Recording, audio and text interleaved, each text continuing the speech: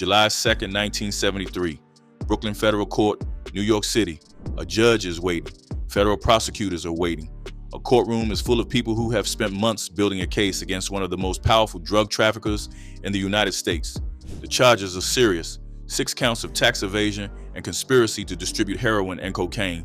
The potential sentence is 50 years. The defendant, Frank Larry Matthews, known on the streets as Black Caesar and in the DEA's files as one of the most significant narcotics operators in the country, is supposed to walk through the courtroom door at 9 in the morning. He does not walk through the door. He does not walk through any door. He does not appear in any airport. He does not show up on any surveillance photograph, at any border crossing, in any hotel registry, in any country that law enforcement subsequently checked. The FBI launched a manhunt. They offered a $20,000 reward, the highest bounty posted since the Bureau put a price on bank robber John Dillinger 4 decades earlier. They followed leads to Venezuela, to the Bahamas, to Africa. They interviewed associates, former employees, members of his distribution network who had already been arrested. They found nothing that held up. Frank Matthews vanished on or around July 2nd, 1973. He took an estimated $15 to $20 million in cash. He took his teenage girlfriend, Cheryl Denise Brown. He left behind his common-law wife, Barbara Hinton, his 3 young sons, a Staten Island mansion that sat directly across the street from Gambino, crime family boss Paul Castellano, luxury cars, properties, and every physical trace of the empire he had built from a Durham, North Carolina childhood that gave him exactly nothing to start with. He has never been found. He has never been positively identified since. If Frank Matthews is still alive, he is 81 years old. He is the only major American drug kingpin of the 20th century who was never captured, never convicted, never confirmed dead, and never fully explained. This is the story of how a chicken thief from Durham became the most powerful Black organized crime figure in America, defied the Italian mafia at the height of its power, built a drug distribution network across 21 states, and then disappeared so completely that 50 years of federal investigation have produced nothing that closes the case. Frank Larry Matthews was born on February 13th, 1944 in Durham, North Carolina. His mother died when he was 4 years old. He was raised by his aunt, a woman named Marzella Steele, who did what she could with what she had in a segregated city in the Mid-South, where the options available to a Black child whose mother was dead and whose father was not present were constrained in every direction by the specific architecture of racial inequality that Durham had been maintaining for generations. Durham in the 1940s and 1950s was a city of rigid racial geography. The Black commercial corridor along Parish Street, known as Black Wall Street, had produced a remarkable concentration of Black-owned businesses and professional offices that reflected the specific entrepreneurial energy of a community that had learned out of necessity to build its own economy inside the walls the white city had constructed around it. Black Durham had its own insurance companies, its own banks, its own hospitals, its own lawyers and doctors and business owners who had built substantial enterprises in defiance of every structural obstacle the Jim Crow system could put in their way. Frank Matthews grew up in proximity to that tradition of Black entrepreneurship and independence, and the specific quality of ambition it produced in him. The refusal to accept the options the white world offered as the limit of what was possible runs through every phase of his criminal career. He was not a bad student. By the accounts gathered by Ron Chepesiuk, who wrote the definitive book on Matthews titled Black Caesar, The Rise and Disappearance of Frank Matthews, Kingpin, the young Frank was reasonably capable in school before he dropped out in the 7th grade. What he was, more than academic, was entrepreneurial. He led a group of local boys in stealing chickens from farms around Durham. That operation ended when a farmer caught him and he assaulted the man. He was arrested for theft and assault. He was a child. He was already calculating the economics of the illegal trade as a way of generating income that the legitimate economy was not going to offer a Black boy from the wrong side of Durham's racial geography.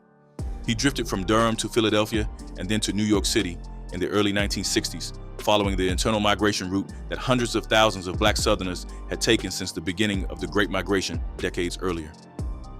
In New York, he found his way into the numbers racket, the illegal lottery that was the primary underground economy in Black urban neighborhoods before state-run lotteries made it obsolete. He worked the numbers from inside a barbershop. He was, by every account, immediately impressive to the people around him. Organized, smart, reliable, and possessed of a specific quality that the criminal world values above almost everything else, the ability to keep his mouth shut and let his results speak. The numbers introduce him to the underworld figures who ran the more significant operations in the neighborhoods where he was working. It gave him a network. It gave him the specific knowledge of how money moves through an informal economy and how to manage the human infrastructure required to keep it moving. And it eventually gave him the connection that launched the next phase of his career, a route into the heroin trade. The heroin trade in New York City in the late 1960s was controlled at the wholesale level by a combination of the Italian-American organized crime families and the French connection pipeline that brought Turkish morphine base through Marseille and into the United States. The retail distribution of heroin in black neighborhoods was handled by black dealers, but they bought their product from white organized crime at prices and on terms that the mafia set, which meant that the profit margins available to black dealers were constrained by a supply chain they did not control and could not negotiate independently. Matthews understood this structural problem and set out to solve it in the most direct possible way. He cut out the middleman. He went to the source. Through contacts he developed in the mid to late 1960s, he established direct connections to heroin suppliers in the Bahamas and through Caribbean networks that bypassed the traditional mafia pipeline. He was the first African-American crime boss to establish direct ties to what had been known as the French Connection heroin pipeline, sourcing his product in ways that gave him the same structural advantage that Freeway Rick Ross would later find in Los Angeles through his Nicaraguan cocaine supply, a cost basis that no competitor operating through conventional channels could match. When the Italian mafia became aware of what Matthews was building, their response was the one they had used successfully for decades to manage independent operators who were getting too big. They told him to pay tribute or stop operating. The standard arrangement in New York for any drug dealer operating in mafia-claimed territory was to pay a percentage of revenues to the relevant family as the price of being allowed to operate. Matthews refused. That refusal deserves to be understood in its full context. The mafia in the early 1970s was the most powerful criminal organization in the United States, with documented reach into law enforcement, the judiciary, labor unions, and legitimate business across multiple industries. The consequences for independent operators who refused to pay tribute were typically severe and sometimes fatal. Frank Matthews, a man from Durham, North Carolina, who had been in New York for less than a decade, looked at that situation and said no. He backed the refusal with the one thing that makes a refusal credible in the criminal world, the demonstrated capacity to make it too costly for the other side to enforce their demand. Matthews had built, by the early 1970s, an organization large enough and violent enough that the mafia families calculated the cost of attempting to collect from him as higher than the revenue they would gain. His Genovese crime family contacts, who had initially threatened him, eventually backed down. He paid tribute to no one. Federal prosecutor Sterling Johnson Jr., who worked on the Matthews case and who later became a federal judge, described him with a directness that still reads as extraordinary given its source. He was a pioneering giant of drug distribution. Coming from a federal prosecutor who spent years trying to put him in prison, that description says something about how genuinely impressive, in a purely operational sense, what Matthews built actually was. At its peak, the Matthews Drug Organization operated across 21 states. His primary base was Brooklyn, where he ran his operation from the street level he had come up through, but his distribution network extended down the East Coast, into the South, across the Midwest, and into cities that most New York-based drug organizations had never reached. He supplied heroin and cocaine, moving them through a distribution infrastructure that used stewardesses as couriers, paying them $1,000 a month each to carry product in their flight bags to airport lockers where his dealers could pick it up. That specific operational detail, the use of air travel infrastructure, and the people who move through it as distribution nodes, reflects a sophistication in logistics that most drug organizations of that era had not developed. He employed hundreds of people at various levels of the operation. He had lieutenants managing specific geographic territories, money managers handling the financial side, and a network of dealers who bought from him at wholesale prices and distributed through their own retail networks. His annual revenues by 1972 were estimated at $20 million. Some sources place his gross over the full run of his operation at over $100 million. These numbers were reconstructed by federal investigators working backward from what they could document, which means the actual figures were almost certainly higher since the portion of an illegal enterprise that federal investigators can document through wiretaps and informants and financial records is typically a fraction of the total operation. He lived in a way that reflected those revenues. He owned luxury cars, he attended major boxing matches and sporting events. He traveled frequently to Las Vegas. His Staten Island mansion was in one of the most exclusive residential areas in the city. The detail that his house sat directly across the street from Paul Castellano, the Gambino family boss, is not incidental. It was a statement. The man the Italian mafia had tried to extract tribute from was living on the same block as one of the most powerful mafia bosses in the country, and he was not paying rent to anyone. In December 1972, federal prosecutors in Brooklyn indicted Matthews for attempting to sell 40 pounds of pure cocaine in Miami between April and September of that year. The following month, in January 1973, the DEA arrested him and his girlfriend at McCarran International Airport in Las Vegas as they were attempting to board a flight to Los Angeles. The federal magistrate set his bail at $5 million, the highest bail set since John Dillinger's time. It was eventually reduced after Matthews agreed not to fight extradition to New York, first to $2.5 million and then to $325,000. The Durham community, which retained a loyalty to Matthews that reflects the complex relationship between black communities and the men who had escaped its limitations through any available door, raised the money and pouted. He was released on April 9, 1973. He was charged with 6 counts of tax evasion and conspiracy to distribute heroin and cocaine. He was facing a potential 50-year sentence. His trial date was set for July 2, 1973. He used the time between his release and his court date to prepare his disappearance. The specific mechanics of how Matthews organized his vanishing are partially documented and partially speculated about. What the federal record confirms is that before July 2, 1973, he emptied his safety deposit boxes. He converted whatever assets he could convert into cash. He collected Cheryl Denise Brown, and then he left. No airline ticket purchased in his name was ever found. No vehicle registered to him was seen crossing any border. No hotel record in any country has been connected to him. No associate has ever been convicted or even seriously implicated in helping him escape, though the scale of the operation required at some point the cooperation of at least a few people who knew what was happening. The FBI's $20,000 reward, the highest since Dillinger, produced nothing. Leeds went to Venezuela, where his associate Spanish Raymond Marquez, was connected to the drug trade and where investigators thought Matthews might have contacts to shelter him. Nothing confirmed. Leeds went to the Bahamas, where federal investigators conducted their own search. Nothing confirmed. Some of his friends heard he was in Africa. Some associates believed he had been killed by rival criminals or by one of the organized crime families he had refused to pay tribute to. Some believed he had survived and was living under a new identity somewhere that American law enforcement had never thought to look. Ron Chepesiuk, who spent years researching Matthews and wrote the most comprehensive account of his life and disappearance, described the mystery as one that his research could not close. The DEA has kept the case open. Matthews remains listed as a fugitive in federal law enforcement records. He has never been officially declared dead. The FBI reward has never been collected. If he survived and lived out his life somewhere outside the reach of American law enforcement, he would have had to sustain a false identity for 50 years, abandon all contact with everyone he had known, and resist the specific gravity that eventually pulls most fugitives towards some kind of contact with their former lives. The 3 young sons he left behind in New York, the community in Durham that had raised bail money for him, whatever personal relationships and attachments a man accumulates over 29 years of living, all of it would have had to be cut permanently, with a finality that most people are not capable of sustaining. The fact that he has never surfaced, never been credibly identified, never made contact in any way that became known to investigators or journalists or the people who knew him suggests either that he was extraordinarily disciplined and fortunate in his escape, or that he did not survive.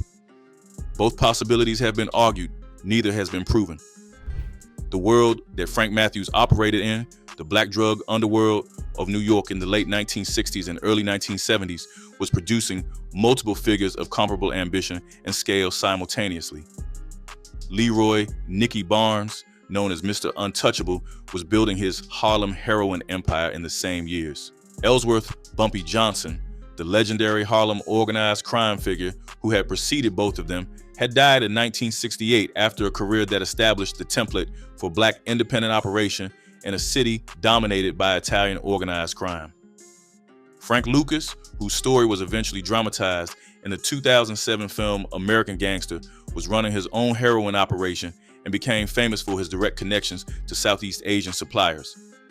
Matthews was, by the assessments of federal investigators who worked across those cases, larger than any of them. His 21-state distribution network exceeded what Bonds and Lucas had built in New York. His direct connection to international supply chains bypassed the same Italian mafia intermediaries that his contemporaries were still working through.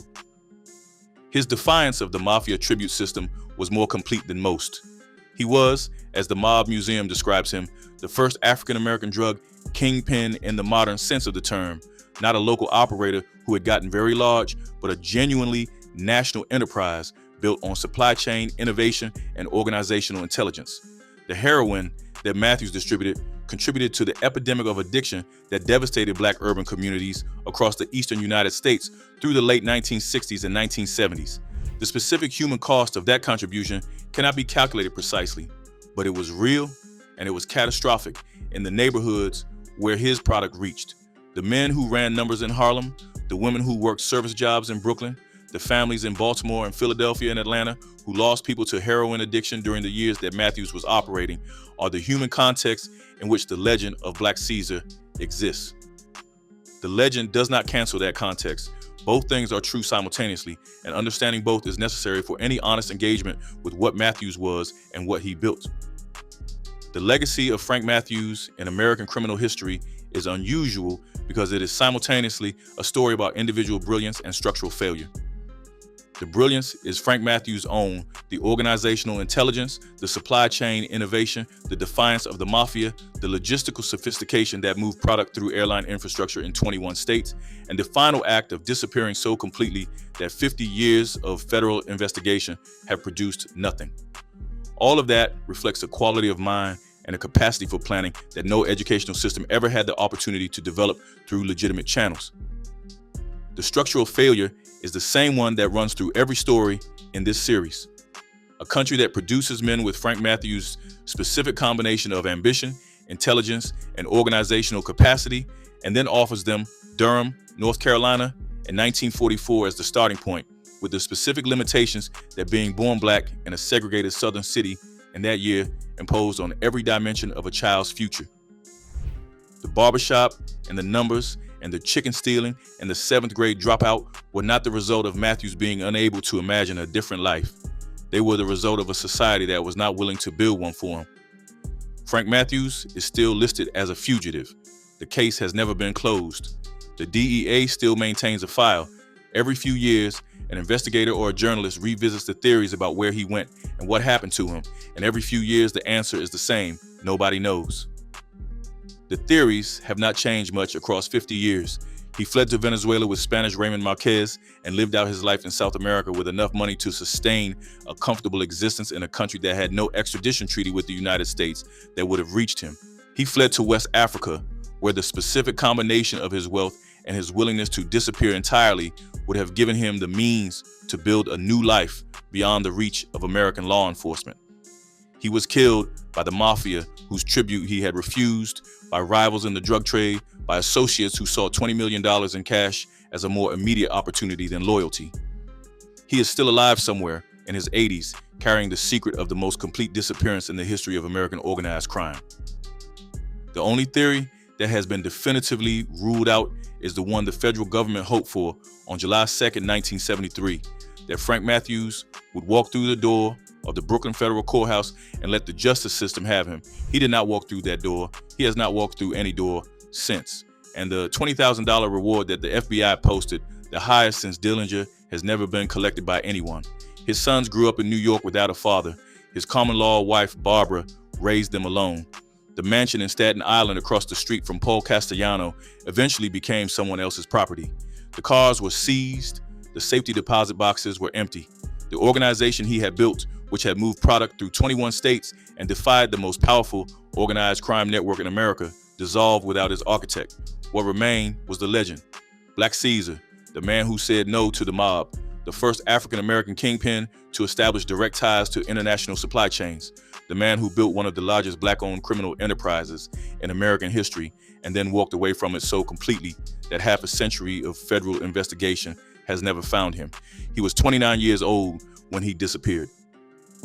He had started with nothing in Durham, North Carolina, and he had built something that federal prosecutors described in terms they would not use for most of the men they spent their careers pursuing. He had done all of it in under a decade, from the barbershop numbers operation to the 21-state distribution network to the $5 million bail to the $20 million exit. And then he was gone. Whether that exit was a triumph or a tragedy depends on what question you are asking. If the question is whether Frank Matthews escaped the federal justice system, the answer appears to be yes. If the question is whether his life represents the fulfillment of the potential he was born with, the answer is almost certainly no. A man of his organizational intelligence, born in a different time and a different place, with a different set of doors available to him, might have built something that did not require him to vanish, might have built something that people could celebrate without also having to account for the addicted bodies, the product left behind. He was born in 1944 in Durham, North Carolina. He stole chickens, he dropped out in the 7th grade, he ran numbers in a barbershop, he built an empire, he disappeared. The case is still open. He has never been found. And somewhere in 50 years of theories and leads and dead ends, the truth of where he went is still waiting for someone to find it. The New York City that Frank Matthews built his empire in during the late 1960s and early 1970s was a city under severe strain in ways that made the drug trade both more destructive and more structurally entrenched than it had been in any previous era. New York was in the middle of a fiscal crisis that would culminate in the near bankruptcy of 1975. Whole neighborhoods in the Bronx were burning, their landlords abandoning buildings for insurance money, and a wave of arson that made parts of the South Bronx look like a bombed city. Manufacturing jobs were leaving. The white middle class was completing its flight to the suburbs.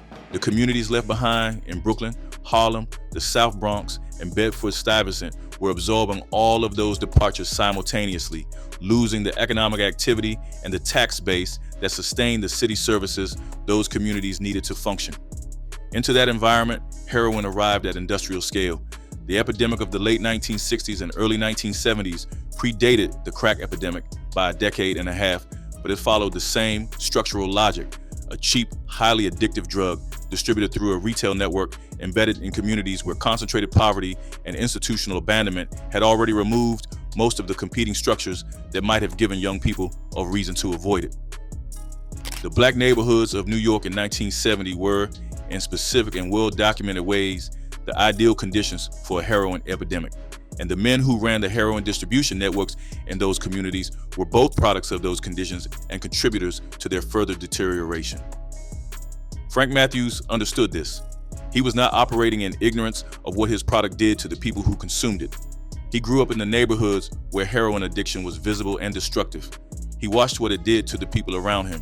He made a calculation, the same calculation that every large-scale drug trafficker documented in this series has made at some point. The opportunity was real, the money was real, and the people in the community who were going to use the drug were going to use it whether he supplied it or not. He was not the cause of the addiction. He was the supplier of the product that the addiction required. That distinction is real. It is also morally insufficient, and Matthews knew it, and he built his empire anyway. Matthews' refusal to pay tribute to the Genovese and other crime families was not just personal defiance. It was a structural argument about power and its foundations. The mafia's demand for tribute from black drug dealers in New York was backed by the threat of violence and by the mafia's relationships with law enforcement and political officials that gave it a degree of protection that black operators could not access through the same channels. When Matthews refused that demand, he was asserting that the protection the mafia was offering was not worth what it cost, that his own organization had sufficient capacity to defend itself, and that the racial hierarchy that had structured New York's underworld since Prohibition did not apply to him. The mafia ultimately backed down. That backing down represents a genuine shift in the power dynamics of New York's underworld, one that accelerated through the 1970s as the RICO prosecutions of the late 1970s and 1980s dismantled the five families' operational capacity, and as Black and Latino drug organizations developed the independence and the supply chain relationships that made them less dependent on Italian-controlled wholesale networks. Matthews was not the only driver of that shift, but he was among the earliest and most visible examples of it working in practice. The fact that his empire was ultimately dismantled not by the mafia, but by the federal government is its own kind of commentary. The Italian families who had demanded tribute from Matthews were, by the early 1970s, themselves under sustained federal pressure. RICO, the same legal tool that would eventually be turned on the Aryan Brotherhood and the Black Guerrilla family and the Boobie Boys, was being developed and deployed against organized crime in New York during exactly the years when Matthews was building his operation. The federal government was a more patient and more resourced adversary than the mafia. It did not need to make a single decisive move. It built cases methodically, turned associates, compiled financial records, documented the distribution network piece by piece, and eventually had enough to produce an indictment that Matthews calculated he could not beat. He calculated correctly. The evidence against him was substantial. The 50-year sentence he was facing was not a prosecutorial exaggeration. It reflected the scale of what he had built and the documented evidence of that scale that federal investigators had assembled over years of work. His bail, set initially at $5 million, was itself a statement about how seriously the federal government assessed the flight risk he represented. They were right to assess it that way. They just reduced the bail before they finished evaluating what he would do with his freedom. The question of what happened to Frank Matthews after July 2nd, 1973 has generated theories that have not fundamentally changed across 50 years of investigation and speculation. Each major theory reflects a different assessment of what kind of man Matthews was and what kind of resources the disappearance required. The survival theory, in which Matthews escaped to a foreign country with $20 million and rebuilt his life under a new identity, requires attributing to him a level of discipline, planning, and operational security that his career fully justified, assuming he possessed. A man who had built a 21-state drug distribution network while successfully defying the mafia and evading federal prosecution for years was demonstrably capable of complex, long-term operational planning. If he decided to disappear, he had the organizational intelligence to plan it carefully and the resources to execute it thoroughly. The specific country or region where he might have gone, Venezuela or West Africa or the Caribbean, would need to meet a specific set of criteria: no extradition treaty with the United States, sufficient local infrastructure to absorb an outsider with significant cash, and enough social distance from American law enforcement's network of informants and contacts to sustain a false identity indefinitely. The death theory, in which Matthews was killed either before or shortly after his disappearance, would explain the completeness of the vanishing. A dead man does not surface. A dead man does not make the specific kinds of mistakes: a phone call to a family member, a purchase that triggers a financial record, a face recognized by a former associate that eventually catch most long-term fugitives. If Matthews was killed either by the mafia as retribution for his refusal to pay tribute, or by associates who saw the $20 million as an opportunity, or by some other party with a specific grievance, the body was disposed of in a way that no investigation has been able to locate in 50 years. That is possible. It is also a more complete disposal than most criminal killings produce. The DEA and FBI investigators who worked the case and who have discussed it publicly over the years have not committed to either theory. Chapisiuk, who conducted more primary research on the disappearance than any other journalist or writer, concluded his work without being able to resolve the question definitively. He confirmed that Matthews had contact with associates in Venezuela through Spanish Raymond Marquez, and that leads pointing in that direction had been investigated without producing confirmation. He documented the federal investigation's failure to find any verifiable trace of Matthews after his disappearance. He left the case where the evidence left it: unsolved, open, and unlikely to be resolved unless something changes in the record that 50 years of investigation has already thoroughly examined. Frank Matthews' place in the history of American organized crime is complicated by the absence of an ending. Every other major figure in this series has a concluding data point: a conviction, a sentence, a death, a disappearance that the legal system eventually caught up to. Matthews has none of those. He is the most significant American drug kingpin of the 20th century who was never convicted and never confirmed dead. The federal government's case against him has been sitting in open status for over half a century. That open-endedness is part of what makes him a legend in the specific way that he is. Frank Lucas went to prison and eventually cooperated with prosecutors and became a film character. Nicky Bonds went to prison and became a DEA informant, one of the most significant drug war informants in the history of New York narcotics prosecution. The Italian mafia figures who had demanded tribute from Matthews went to prison in the RICO prosecutions of the 1980s and 1990s. Everyone who was part of that world in the early 1970s was eventually accounted for, either through incarceration or death or cooperation with the government. Except Frank Matthews. He walked through a door in late June 1973 and closed it behind him, and nobody has been able to open it since. A federal prosecutor called him a pioneering giant of drug distribution. An entire community in Durham raised his bail money. His house sat across the street from a mafia boss who had not been able to collect from him. His organization operated across 21 states from a base in Brooklyn that he built from nothing, from a barbershop, from a numbers operation, from a 7th grade dropout, and a chicken stealing operation in a segregated southern city that had decided, before he was old enough to have an opinion about it, what his options were. He decided differently. He went to New York. He said no to the mob. He built something that the federal government spent years trying to dismantle, and that a jury never got the chance to convict him of. And then he was gone. The reward is still out there. The case is still open. Frank Larry Matthews is still listed as a federal fugitive, wanted for tax evasion and conspiracy to distribute heroin and cocaine, last confirmed, seen in New York City sometime around July 2nd, 1973. He would be 81 years old. Nobody has found him yet.